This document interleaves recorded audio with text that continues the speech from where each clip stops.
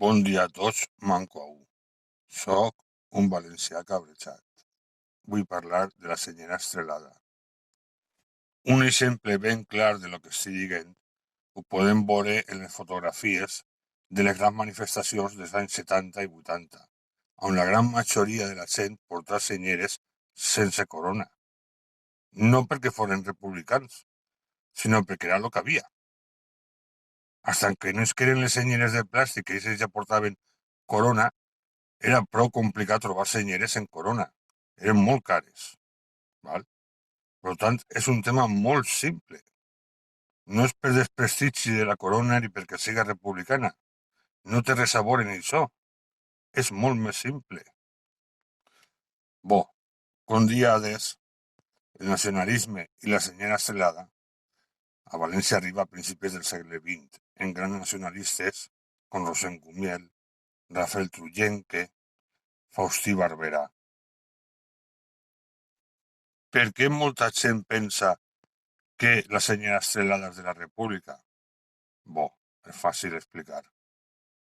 Quan ve la República, com tot, venien d'una dictadura com la de Primo de Rivera, i la República no va ser més que un clam de llibertat per a la gent.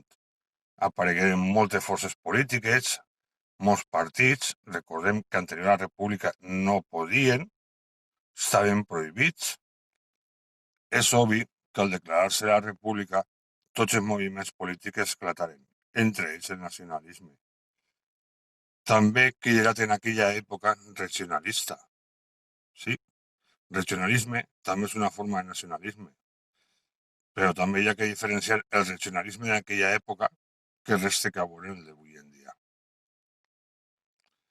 Altre dels mitos que n'hi ha és que l'Estrelada és d'esquerres. Pues bo, podem mirar-la en la República i dos dels partits que més ús feren d'ella va ser Acció Nacionalista Valenciana, de Miquel Aldert i Xavier Cas, que d'esquerres no tenien res, i la dreta regionalista valenciana de Lluís Llucià, que va ser un dels partits amb més seguidors.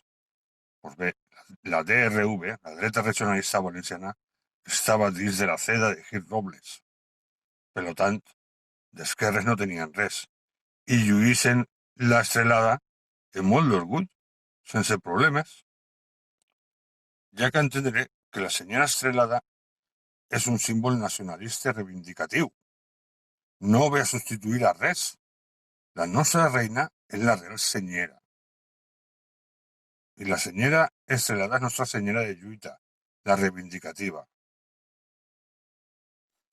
També hi ha qui diu que l'Estrelada és independentista. Bo, els independentistes, tots, per definició, són nacionalistes. I tenen dret a ser el que vulguin ser. Estem en llibertat, estem en democràcia. Això no vol dir que tots els nacionalistes siguin independentistes. Val? Perquè dins del nacionalisme n'hi ha molts moviments. Per tant, tampoc és una bandera independentista exclusivament. Per a despedir-me, una cita de Uriel Weinreich. Una llengua és un dialecte en un exèrcit i una flota. Au, cacau.